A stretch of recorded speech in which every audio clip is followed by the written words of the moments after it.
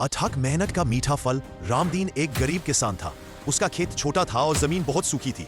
वह अपने छोटे से परिवार, जिसमें उसकी पत्नी लक्ष्मी और बेटा कृष थे, के लिए हर दिन कड़ी मेहनत करता था। उसकी एकमात्र पूंजी उसकी लगन थी। रामदीन जानता था कि सफलता का केवल एक ही रास्ता है, मेहनत। वह सुबह जल्दी उठता और देर शाम तक काम करता।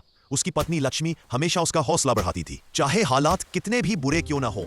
उन्होंने उम्मीद से बीज बोए, लेकिन इस साल बारिश बहुत कम हुई। गर्मी इतनी थी कि पौधे जमीन पर ही सूख गए। फसल बर्बाद हो गई। रामदीन उदास था, क्योंकि अब उनके पास खाने के लिए कुछ भी नहीं बचा था। गरीबी के कारण रामदीन को गांव के साहूकार से कर्ज लेना पड़ा। कर्ज का बोझ बड़ा था, लेकिन रामदीन ने हार नहीं मानी। उसने अपने छोटे बेटे कृष से कहा, हम हिम्मत नहीं हारेंगे, मैं और ज्यादा मेहनत करूंगा, चाहे कुछ भी हो जाए।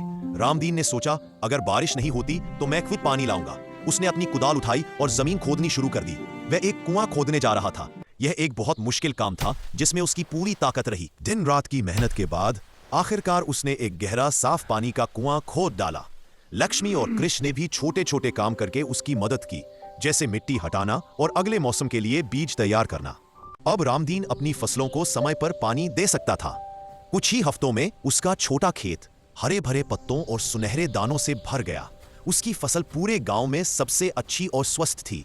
रामदीन ने अपनी शानदार फसल बेची। उसने न केवल समय पर अपना कर्ज चुकाया, बल्कि अपने परिवार के लिए एक नया हल और कुछ अच्छी चीजें भी खरीदी। गांव के लोग रामदीन की लगन और ईमानदारी की बातें करने लगे। रामदीन ने और जमीन खरीदी। वह अब गांव का सबसे सफल और सम्मानित किसान बन गया था। वह हमेशा दूसरों को सलाह देता था कि अगर आप सच्चे मन से मेहनत करते हैं, कोई भी रुकावट आपको रोक नहीं सकती। कृष अब बड़ा हो गया था और अपने पिता के साथ काम करता था। रामदीन ने साबित कर दिया कि चाहे रास्ता कितना भी कठिन क्यों न हो, सच्ची और अथक मेहनत का फल हमेशा मीठा होता है, और यह मीठा फल सम्मान और सफलता के रूप में मिलता है।